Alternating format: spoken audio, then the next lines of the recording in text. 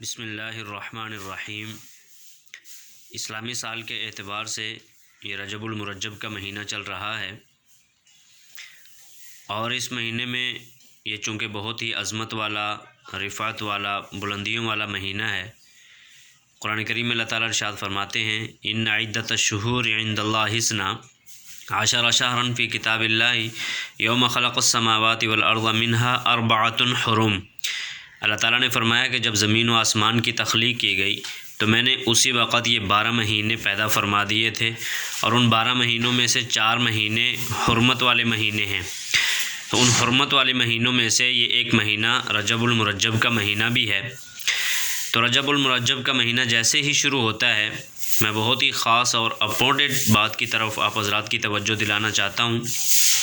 کچھ لوگ جیسے ہی رجب کا مہینہ شروع ہوتا ہے تو سوشل میڈیا پر میسیجز آنا شروع ہو جاتے ہیں، اور لوگ اس میسیجز کو عبادت سمجھ کر، اپنے ایمان کا حصہ اور عقیدہ سمجھ کر آگے فارورڈ کر دیتے ہیں۔ یاد رکھیے کہ جو یہ کہتے ہیں کہ یہ رجب المرجب کے مہینے میں جو بندہ رمضان کی خوشخبری سنائے گا، تو نبی کریم صلی اللہ علیہ وسلم کی حدیث کا حوالہ دے کر کہتے ہیں کہ اس پر جنت واجب ہو جاتی ہے، جہنم حرام ہو جاتی ہے۔ تو رجب المرجب کے مہینے میں رمضان المبارک کی خوشخبری سنانا، اس کا قرآن اور حدیث سے کوئی تعلق نہیں ہے۔ اس کا قرآن اور حدیث سے کسی طرح کا بھی ثبوت نہیں ملتا کہ رجب کے مہینے میں رمضان کی خوشخبری سنائے تو جنت واجب اور جہنم حرام ہو جائے۔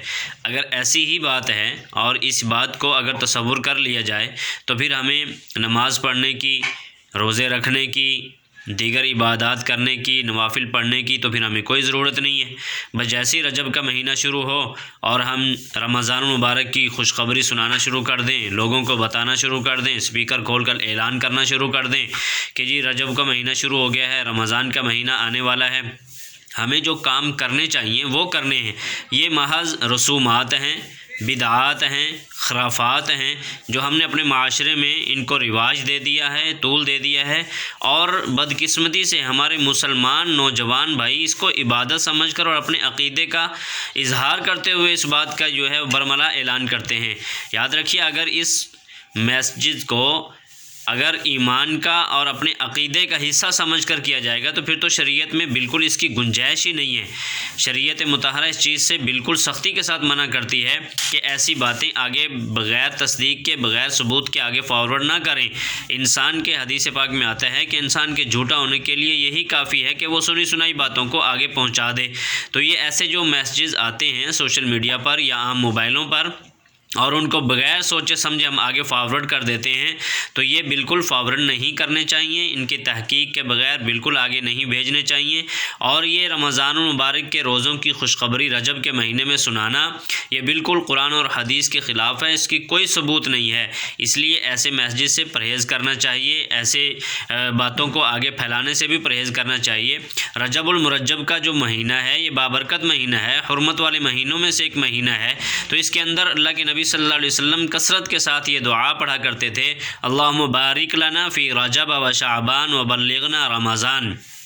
اے اللہ ہمیں اس شعبان اور رجب میں برکت عطا فرما اور ہمیں خیریت سے رمضان کے مہینے تک پہنچا دے۔ تو چونکہ رمضان کے مہینے کی قدر و منزلت زیادہ ہے باقی تمام مہینوں کی بنسبت، وہ تمام مہینوں کا سردار ہے، تمام مہینوں سے افضل مہینہ ہے، اس لیے اللہ کے نبی صلی اللہ علیہ وسلم کو کثرت سے رمضان المبارک کا انتظار رہتا تھا۔ اس لیے اللہ کے نبی صلی اللہ علیہ وسلم رجب ہی سے روزے رکھنا بھی شروع کر دیتے تھے، اور رجب ہی سے رمضان کی آمد کی دعائیں بھی مانگنا شروع کر دیتے تھے۔